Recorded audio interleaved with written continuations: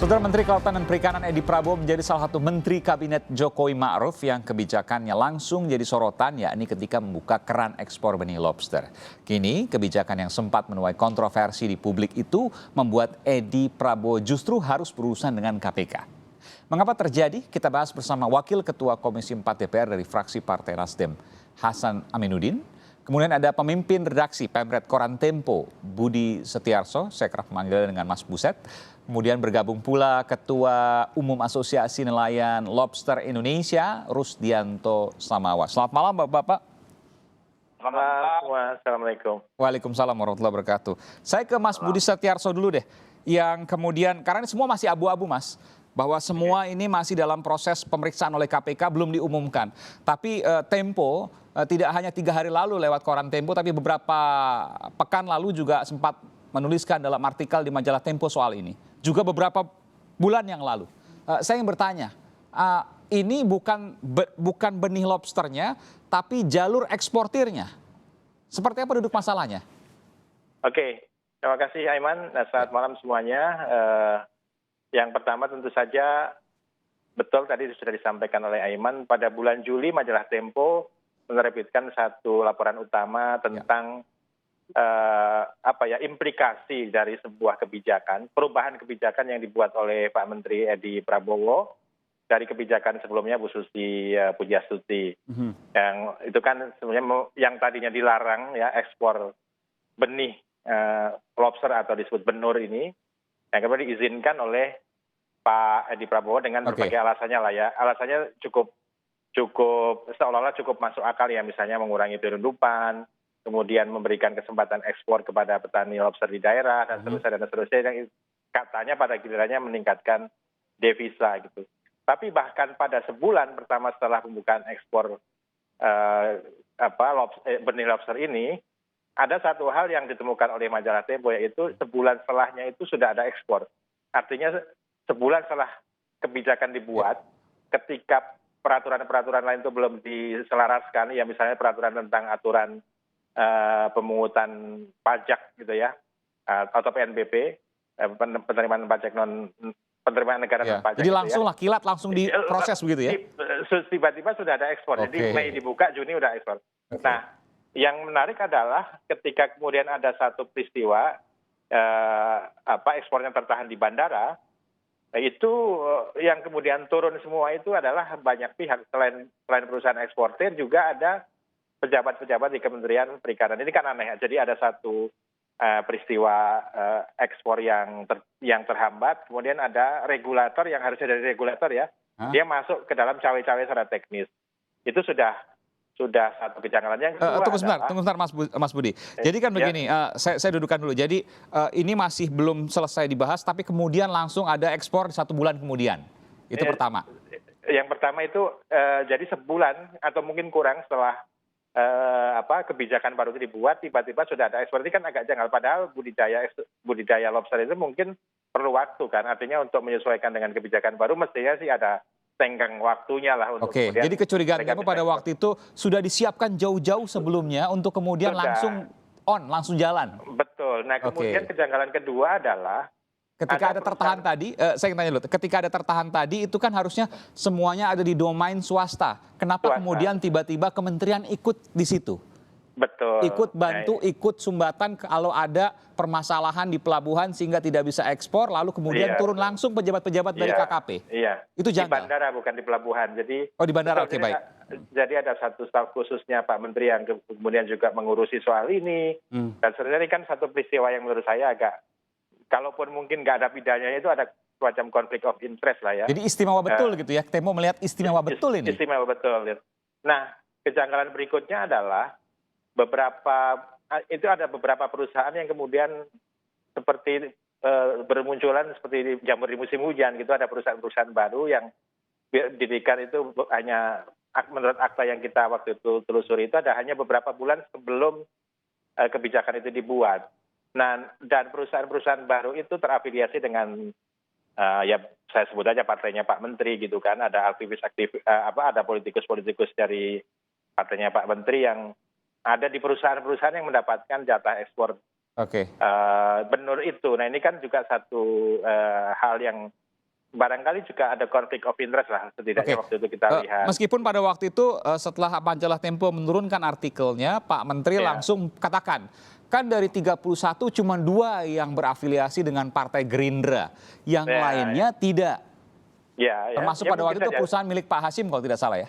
Ada Pak Hasyim, ada putrinya juga, terus kemudian ada juga beberapa anggota DPR dari Partai Gerindra, kemudian juga ada politikus-politikus dari partainya Pak. Ini termasuk dari perusahaannya. Dari 31 hanya 2, yang 29 kan yang lain. Bagaimana kemudian Tempo menjawab ini? Enggak, saya pikir kan bukan soal jumlahnya yang berapa persen kan, tapi ini perusahaan-perusahaan yang baru dibikin, ada yang perubahan akte, hanya tadinya perusahaan jasa kemudian masuk ke dalam eksportir perusahaan ini banyak yang mendadak juga, perusahaan dadakan ya? Betul, jadi ini kayak ada semacam intensi untuk mendapatkan peluang bisnis dari pembukaan ekspor benur yang tadinya dilarang di zaman Bu Menteri ya. Termasuk perusahaan yang tadi Anda sebutkan berafiliasi dengan Partai Gerindra? Dengan orang-orang partai, jadi bukan, saya tidak mengatakan partai ya, ada politikus-politikus partai. Kan itu juga sudah ditulis juga di Tempo, ya juga ada beberapa ex-partai yang lain. Berafiliasi ya? Terafiliasi, memang orang-orangnya, tapi kan kita nggak bicara soal partainya kan. Misalnya kayak Pak Hasyim atau Usaras gitulah, itu kan memang orang Gerindra, tapi apakah mereka menasramakan Gerindra atau tidak kan kita nggak tahu gitu. Nah, ini artinya satu hal yang kemudian waktu itu oleh teman-teman ini sepertinya ada sesuatu yang tidak sesuai lah dengan good governance gitu. Nah, dalam perkembangannya kita pikir waktu itu adalah ada semacam pemenahan atau perbaikan gitu ya dari kan waktu itu juga reaksinya justru saya pikir agak di luar konteks gitu ya, misalnya dari kementerian ada yang menyebarkan daftar jurnalis yang seolah-olah dibayar oleh Menteri Susi gitu, padahal itu sama sekali enggak. Itu adalah perjalanan pada waktu itu ya. Perjalanan ke luar negeri yang memang ada proses akomodasi dan seterusnya. Nah, yang terjadi belakangan adalah kita menemukan satu fakta lagi. Yang pertama, dari 30 perusahaan itu sekarang udah jadi 60 yang mendapatkan jatah untuk ekspor benur. Yang kedua, ada satu praktek yang menurut saya juga agak aneh gitu ya, ketika sekumpulan perusahaan kemudian untuk melakukan ekspor ke Vietnam dalam hal ini, mereka menunjuk satu perusahaan kargo gitu. Nah di sini saya kira masalahnya gitu, karena dengan penunjukan satu kargo itu ada monopoli, perusahaan-perusahaan yang tidak menggunakan jasa kargo ini dipersulit untuk mengirimkan lobsternya gitu. Nah ini saya menduga ini ada kaitannya dengan apa yang kemudian terjadi pada peristiwa dini hari tadi ya, ketika KPK kemudian menjemput Pak Menteri dari perjalanannya dari Amerika Serikat. Jadi ada satu perusahaan kargo di situ, kalau menurut orang-orang yang waktu itu memberi informasi kepada koran Tempo adalah nilai wajarnya itu ya, ya katakanlah mungkin nggak murah tapi wajar itu, satu ekor benur itu dihargai untuk pengangkutannya ke Vietnam itu ya wajarnya itu 200 sampai 300 per ekor. Rupiah? Tapi rupiah. Untuk pengangkutannya. Kemudian di kargo itu menjadi lebih mahal. Kenapa? Karena menjadi 1.800. Luar biasa. Per ekor. Jadi lebih mahal berapa kali lipat? 5 kali lipat?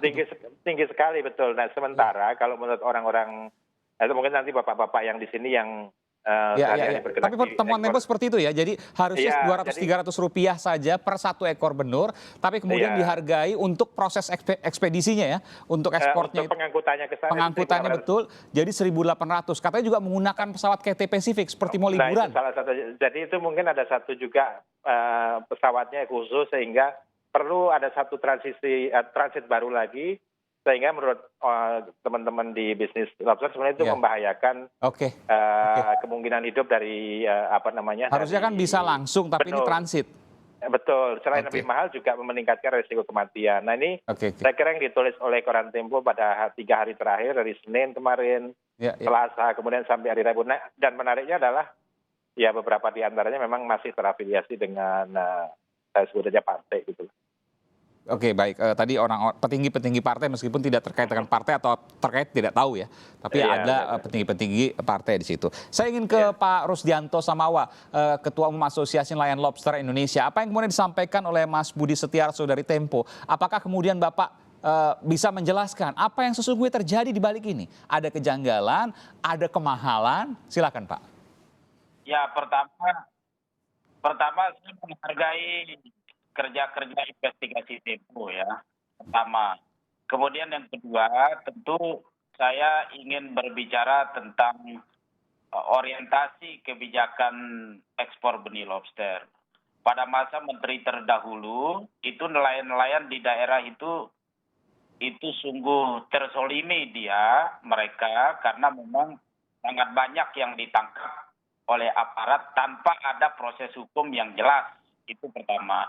Itu yang kedua. Kemudian yang ketiga, mengapa kebijakan ekspor benih lobster itu harus didorong secara terbuka? Dan ini adalah proses untuk memperbaiki pola eksploitasi sumber daya perikanan yang ada, terutama di lobster dan benih lobster. Nah, hal ini terjadi pada kurun waktu pergantian menteri 2019 dari menteri sebelumnya ke Pak Edi Prabowo.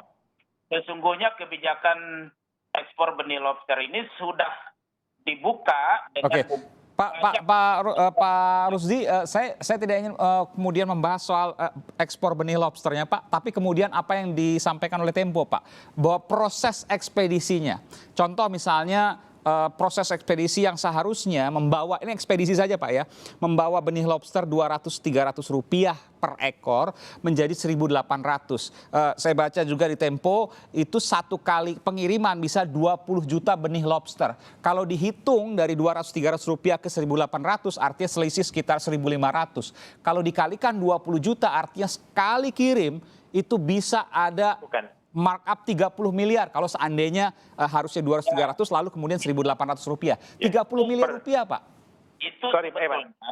Itu sebetulnya kalau kargo ini kan tidak berada di bawah Kementerian Kelautan dan Perikanan. Nah, kargo ini kan mestinya itu kan ditentukan oleh kementerian di Kementerian Perdagangan ya, atau di kementerian lain. Nah, itu soal kargo ya, soal keuntungan itu ya soal bisnis ya dalam konteks kebijakan ini. Nah, tetapi karena salah satu isu yang ada sekarang soal penangkapan Menteri Edi Prabowo oleh KPK, maka muncullah isu ini kan, Mas Aiman, yang harus jadi nggak ada yang janggal maksudnya Pak, bahwa 200-300 jadi 1.800 per ekor, sekali pengiriman 20 juta ekor? Iya, itu kan soal kargo, kan? Gimana Pak Rusdi? Ya, itu kan soal kargo pengiriman dari Indonesia ke Vietnam. Itu wajar? Itu bagi mereka ya sangat wajar sekali. Oke, tapi kalau Mas Budi? Kami di nelayan sebetulnya di nelayan tidak ada masalah kan. Oke, baik. Mas Budi boleh informasi soal itu? Iya, tadi saya sedikit koreksi ya, bukan per kirim 20 juta, tapi itu per bulan kurang lebih lah. Oke, kuota per bulan ya? Iya, tapi sebetulnya betul kalau menurut kementerian ini kan kebijakan yang katanya ditentukan oleh asosiasi. Ini ada namanya asosiasi pengekspor lobster, namanya Pelobi. Ini sebenarnya asosiasi baru gitu, yang tadinya itu mereka ada satu asosiasi, dalam satu asosiasi, kemudian karena waktu itu ada semacam perpecahan gitulah ya. Nah ini membentuk satu asosiasi baru namanya Pelobi. Nah Pelobi ini memang yang kemudian menentukan perusahaan kargo. Iya. Pertanyaannya adalah kalau itu adalah B2B gitu ya, atau antara asosiasi dengan perusahaan kargo, kenapa ada perusahaan-perusahaan yang tidak tergabung dalam Pelobi dan tidak menggunakan jasa kargo itu kok tidak diperbolehkan atau dipersulit untuk mendapatkan izin misalnya dari KKP? Itu memang dari laporan yang kita kemudian tulis di koran Tempo, kejanggalannya di situ gitu. Ini antara B2B atau ada semacam. Jadi maksudnya harusnya B2B untuk pengiriman ekspedisi tadi, tapi tiba-tiba kemudian ada perusahaan yang mau masuk secara normal, kemudian KKP ini mempersulit gitu? Mempersulit izinnya. Oke, baik. Jadi ini sekali lagi ini adalah keterangan dari orang-orang yang kita wawancarai ya untuk mendapatkan temuan publik, fakta-fakta jurnalistik tentu saja. Baik. Benar demikian Pak Rusdi? Itu sebetulnya tidak benar. Tidak benar di mana Pak? Tidak perusahaan kargo itu mungkin B2B atau piece to piece antar pebisnis kan begitu. Jadi KKP itu tidak menentukan perusahaan kargo, misalnya yang memberangkatkan barang A B ke Vietnam itu harus kargo ini gitu kan, itu tidak ada sebetulnya. Nah mungkin itu adalah keterkaitan antar pebisnis. Ya. Jadi begitu. Baik, nanti saya akan ke Pak Hasan, fraksi Partai Nasdem, anggota DPR. Selepas jeda, saya akan segera kembali, tetap bersama kami di Sapa Indonesia Malam.